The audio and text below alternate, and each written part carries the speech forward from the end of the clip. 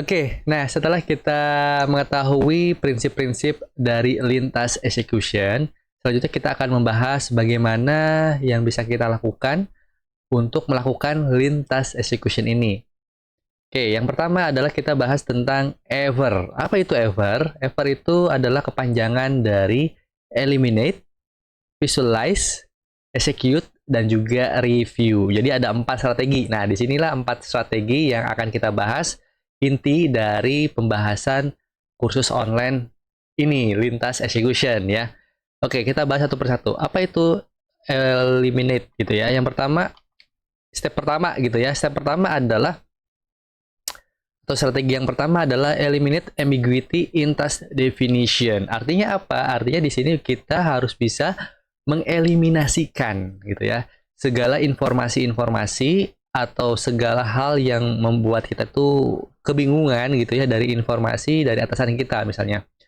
Contohnya misalkan atasan kita memberikan instruksi tugas gitu ya. Dan di situ mungkin pada saat atasan kita memberikan instruksi tugas, itu tuh nggak clear informasinya. Mulai dari deadline yang nggak tahu, terus juga tidak disampaikan. Pokoknya kerjain aja gitu ya. Jadinya kita kebingungan. Nah, di situ kita langkah pertama adalah bagaimana kita bisa mengeliminasi ambiguity in task description ini gitu ya, sehingga kita tahu nih tujuannya kemana sih dari tugas ini gitu ya, apa yang diharapkan gitu ya. Jadi kita lebih spesifik nantinya akan kita bahas.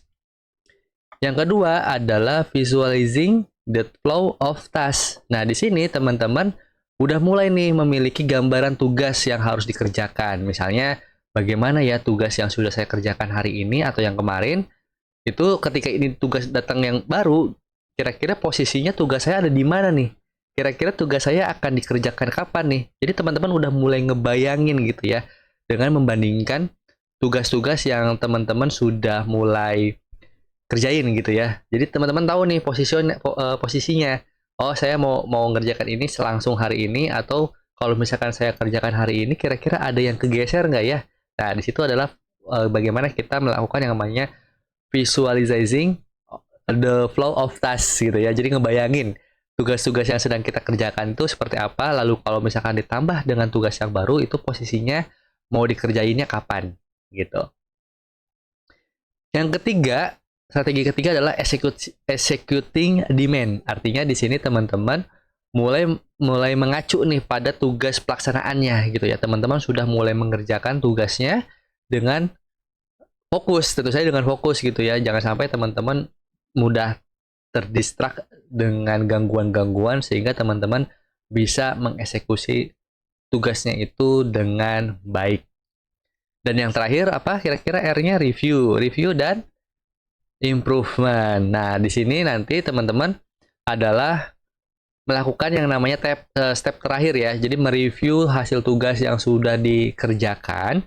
Itu tuh apakah masih ada yang perlu diperbaiki. Nanti mengecek apakah dari hasil tugas yang sudah dikerjakan itu sesuai dengan yang di awal, yang diharapkan, sesuai dengan tujuannya, syaratnya gitu ya, atribut-atributnya gitu ya, deadline-nya dan segala macam.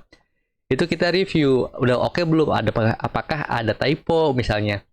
Dan kalau misalkan masih ada hal yang perlu diperbaiki, ya kita perbaiki, kita tingkatkan lagi agar hasilnya jauh lebih baik dan sesuai dengan ekspektasi yang diharapkan oleh pelanggan kita atau atasan kita dalam hal ini. Nah, ini adalah teman-teman 4 hal yang harus kita ketahui gitu ya, atau 4 strategi yang bisa kita lakukan dalam lintas execution. Nah, yuk kita bahas lebih detail satu per satu.